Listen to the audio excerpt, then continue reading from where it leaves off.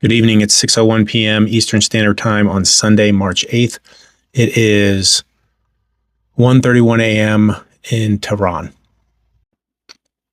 I just saw this on Hawk's page. He is letting folks know about the fact that the Kansas City International Airport was evacuated today and may be currently evacuated after a possible threat that the FBI and local police are investigating.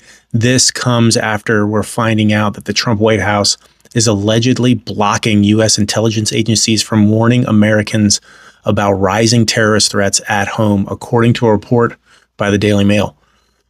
The Daily Mail quoted a senior Department of Homeland Security official saying the FBI, Homeland Security, and the National Counterterrorism Center were preparing to put out a joint intelligence statement on Friday to state and local authorities, alerting them to a heightened threat due to the ongoing war in Iran. It was a 5-page document and had detailed elevated threats by the government of Iran to U.S. military and government personnel and facilities, Jewish and Israeli institutions, and their perceived supporters and Iranian dissidents and other anti-regime activists in the United States. Homeland Security then broke protocol and gave the White House a heads up about the nationwide bulletin hours before it was to be released. Top Trump officials ordered it placed on hold. The White House did not deny blocking the terror bulletin in a statement to the Daily Mail. Our agencies that we fund and pay for to protect us from threats, we're going to warn our law enforcement officials and warn us to keep us safe. And this current Republican White House, Donald Trump and his cronies said, no, do not warn them. And you can't fucking get around that. Do not warn them. Somebody in Homeland Security broke protocol and told the White House, who then stopped it because there were threats to American lives. There were threats to American lives that the agencies that we pay for to protect us were going to tell us about. And this current administration said, don't tell them. It's a good time to talk to your representative or your senator and ask them why the fuck not. Okay. Ali Khamenei's son, Mujtaba, has been chosen as Iran's new supreme leader. The move could lead to escalation of war, as Donald Trump has already called Mujtaba an unacceptable choice. Saudi Arabia has now reported its first 2 deaths. These were civilians. I believe one was from Bangladesh and one was from Indonesia. I'd have to check that. This comes after earlier reporting where I mentioned that we have now lost 7 U.S. military service members. The individual that passed away earlier today per CENTCOM died in a March 1st attack on Saudi Arabia because of Trump and Netanyahu's war that was not necessary and is meant as a distraction from Epstein files, from a genocide, from corruption, and to line their own pockets with oil and gas money and rare earth minerals in establishing a government that will allow them to profit for themselves at the expense of U.S. military service members and civilians all across the region, expanding into Europe. 2 dead in Texas the other day from an attack there for Trump and Netanyahu.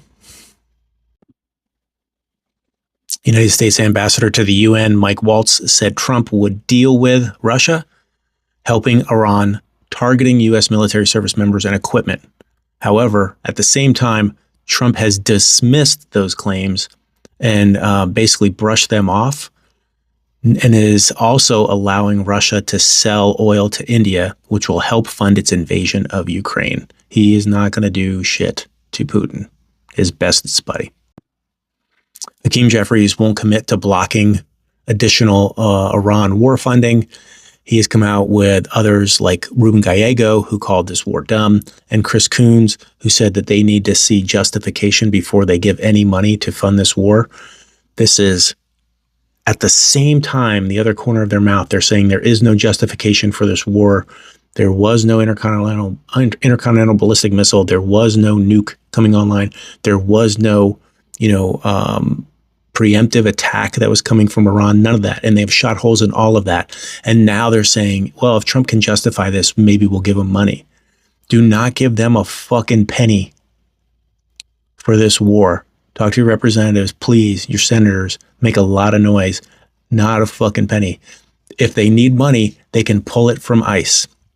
They can pull it from, which has got more money than the fucking Marine Corps. They can pull it from ICE. They can tax the rich if they really need money. We have 9 times the defense budget of like our nearest competitors. Okay. We do not need to fund the military to do this. And they're going to say, well, we want to support the troops.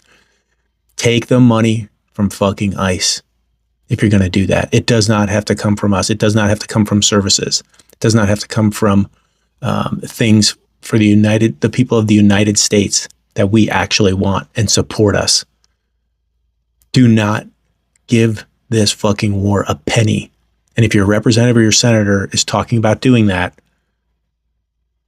light them up. Light them up.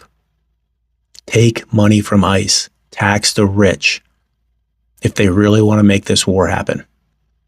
Not another penny. Not another penny.